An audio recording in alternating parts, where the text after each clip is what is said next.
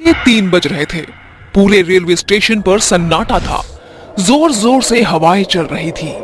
तभी railway station पर एक ट्रेन आकर रुकती है, जिसमें कई सारे पैसेंजर अंदर बैठे होते हैं, लेकिन कोई भी आदमी उस ट्रेन से बाहर नहीं उतरता।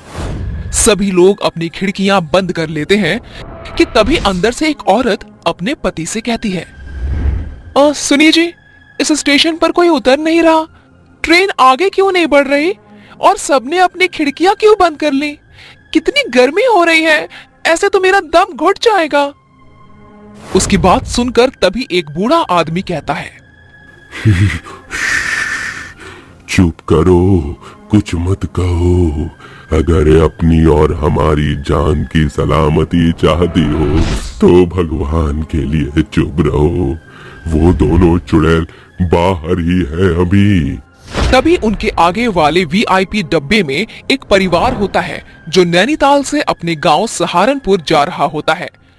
लेकिन एक राघव नाम का लड़का, मैंने पहली बार किसी स्टेशन पर इतना सन्नाटा देखा है। राघव को वहां एक कूड़ा उठाने वाली और एक चाय बेचने वाली के अलावा और कोई नहीं दिखता।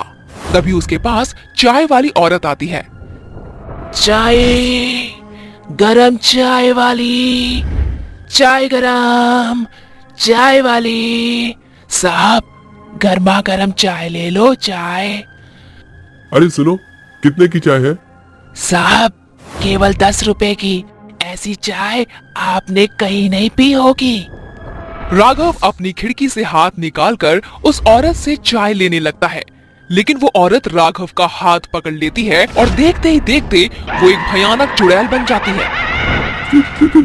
चुड़ैल? भगवान, ये चुड़ैल कहाँ से आ गई? बचाओ, अरे मुझे कोई बचाओ।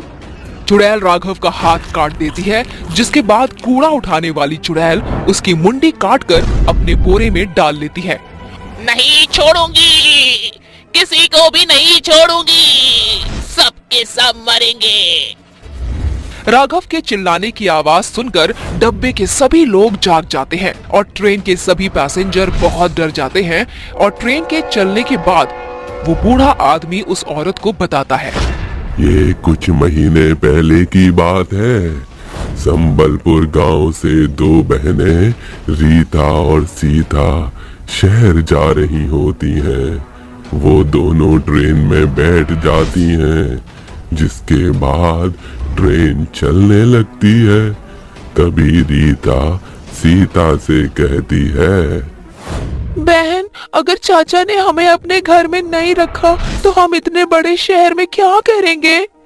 देख बहन, हमें कुछ तो करना ही होगा, क्योंकि अब हमारे साथ हमारे माता पिता नहीं हैं जो हमारी देखभाल कर लेंगे। हमें खुद ही अपना ख्याल रखना होगा। उस स्टेशन पर एक कूड़ा उठाने वाला था और एक चाय बेचने वाला। ट्रेन के सभी पैसेंजर सो गए थे कि तभी सीता रीता से कहती है, बहन, बहुत जोरों की भूख लगी है, चलो चाय पीकर आते हैं। वो दोनों बहनें सुनसान स्टेशन पर ट्रेन से उतर जाती हैं, जिसके बाद सीता चाय लेने जाती है। वहीं रीता को प्यास लगती है, इसीलिए वो पानी पीने के लिए कूड़ा बीनने वाले से पूछती है, भाई साहब, मुझे बहुत जोरों से प्यास लगी है, क्या यहाँ पानी मिल जाएगा? कूड़ा बीनने वाला उसे बहुत ध्यान से देखता है, जिसके बाद वो उससे कहता है, उस कमरे में पीने के पानी की टोटी लगी है, जाओ पी लो। रीता पानी पीने के लिए उस कमरे की तरफ जाने लगती है कि तभी वो कूड़ा बीनने वाला उसके पीछे पीछे आता है और कमरे का दरवाजा लगा देता है। अरे भाई साहब, ये तुम क्या कर रहे हो? दरवाजा खोलो, मुझे बाहर जाने दो। ऐसे कैसे जाने दूं? पहले वो काम तो कर दूं जिसके मुझे पैसे मिले। क्या चाहते हो तुम? साफ साफ बोलो। रीता बहुत डर जाती है। इतने में वो आदमी एक खंजर निकालता है और उसके दोनों हाथ और उसकी मुंडी काट देता है। रीता वहीं मर जाती है। उसे मारने के बाद वो आदमी चाय वाले के पास जाता है। जब सीता कूड़े बिनने वाले के हाथ में खून से लथपथ खंजर देखती है तो वो डर जाती है, लेकिन तभी पीछे से चाय वाला उसका मुंह दबाकर उसे वहीं ले जाता है जहां उसने उसकी बहन रीता को मारा था।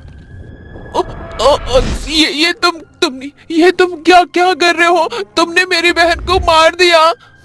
सीता कुछ कहती इससे पहले उस आदमी ने उसके दोनों हाथ और उसकी मुंडी काट दी। उस दिन दोनों बहनें मर जाती हैं। उनकी मौत क्यों हुई आज तक इस बात का पता नहीं चला।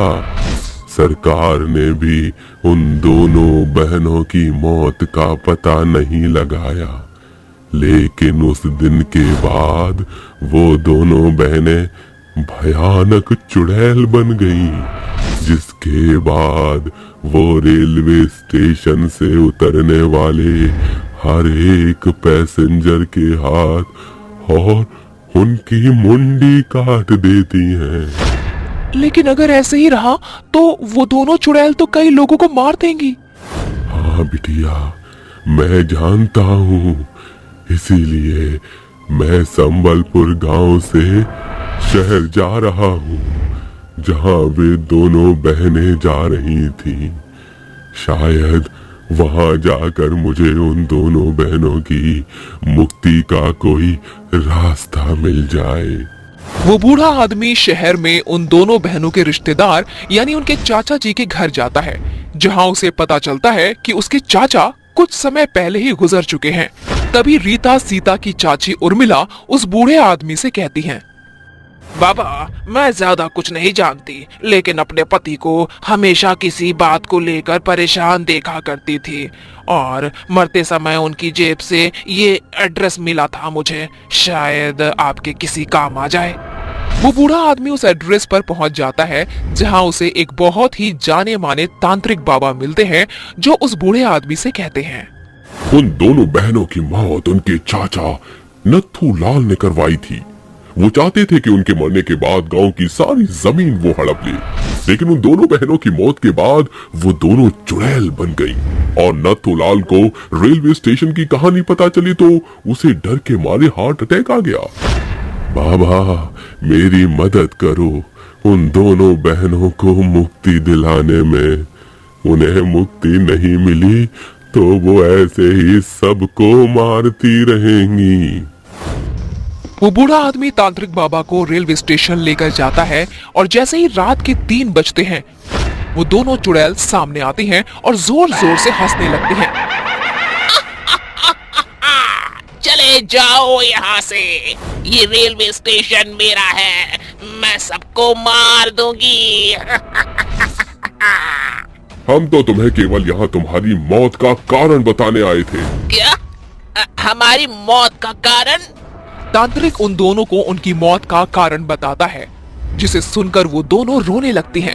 तभी तांत्रिक बाबा उसके चाचा नाथूलाल की आत्मा को बुलाते हैं और इसके बाद नाथूलाल गिड़गिड़ाते हुए दोनों चुड़ैलों से माफी मांगता है। बिटिया, हमका माफ कर दो, हमसे बहुत बड़ी गलती हो गई। मुझे अपनी गलती का बहुत पछतावा है। जैसे मैं इस दुनिया को छोड़कर चला गया हूँ, तुम भी मुक्त हो जाओ। ये सच बात है कि अक्सर अपने ही हमें धोखा देते हैं, लेकिन अब हमारा यहाँ रहना भी ठीक नहीं है। हम दोनों मुक्ति चाहते हैं। तभी तांत्रिक बाबा उन दोनों के ऊपर पवित्र जल छिड़क देता है, जिससे वो दोनों चुड़ैलें जलने लगती हैं और उन्हें मुक्ति मिल जाती है।